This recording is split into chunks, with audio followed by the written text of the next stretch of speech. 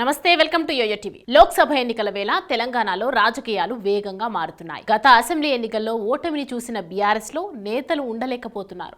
దీంతో రాష్ట్రంలో అధికారం కోల్పోయాక బీఆర్ఎస్ కు షాకుల మీద షాకులు తగులుతూనే ఉన్నాయి.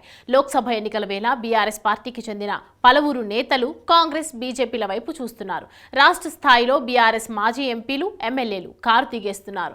ఉమ్మడి నల్గొండ జిల్లాలో ఇప్పటికే ఓ మాజీ బీఆర్ఎస్ ఎమ్మెల్యే కమల తీర్థం పుచ్చుకోగా మరో మాజీ ఎమ్మెల్సీ కూడా కాషాయ కండువా కప్పుకునేందుకు సిద్ధమవుతున్నారు. బీఆర్ఎస్ లో చోటు చేసుకున్న రాజకీయ పరిణామాలతో ముఖ్య నేతలు పార్టీని వీడుతున్నారు.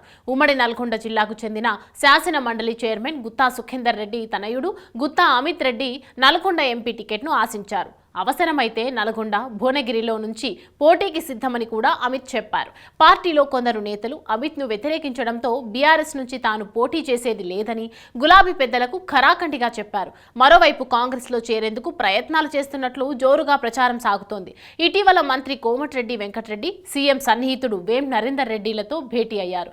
ఈ భేటీలో భువనగిరి నుంచి కాంగ్రెస్ టికెట్ ఇప్పించాలని కోరినట్లు సమాచారం. పార్టీలో చేరాలన్న ప్రతిపాదన కాంగ్రెస్ నుంచి వచ్చిన మాట వాస్తవమేనని సుఖేందర్ రెడ్డి కూడా చెప్పారు.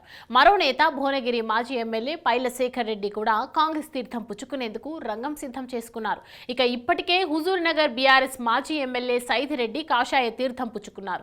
వెంటనే నల్గొండ ఎంపీ అభ్యర్థిగా బీజేపీ సైదిరెడ్డిని ప్రకటించింది. బీఆర్ఎస్ లో చోటు చేసుకుంటున్న రాజకీయ పరిణామాలతో మరికొందరు నేతలు కూడా కారు దిగేందుకు సిద్ధమవుతున్నారట.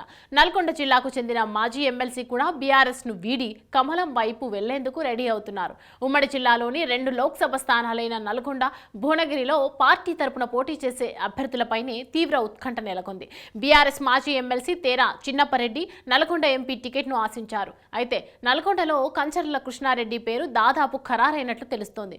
భువనగిరి అభ్యర్థి కోసం గులాబీ దళపతి కసరత్తు చేస్తున్నారు. చిన్నపరెడ్డి గతంలో ఎమ్మెల్సీగా, ఎంపీగా పోటీ చేసి ఓడిపోయారు. తర్వాత రెండోసారి స్థానిక సంస్థల ఎమ్మెల్సీగా అవకాశం ఇవ్వడంతో విజయం సాధించారు. నోముల నరసింహయ్య మరణాంతరం నాగార్జున సాగర్ అసెంబ్లీ టికెట్ ఆశించి భంగపడ్డారు. గులాబీ దళపతి మాత్రం నోముల తనయుడు భగత్ కే అవకాశం ఇచ్చారు. ఆ తర్వాత చిన్నపరెడ్డి ఎమ్మెల్సీ పదవి కాలం పూర్తయింది.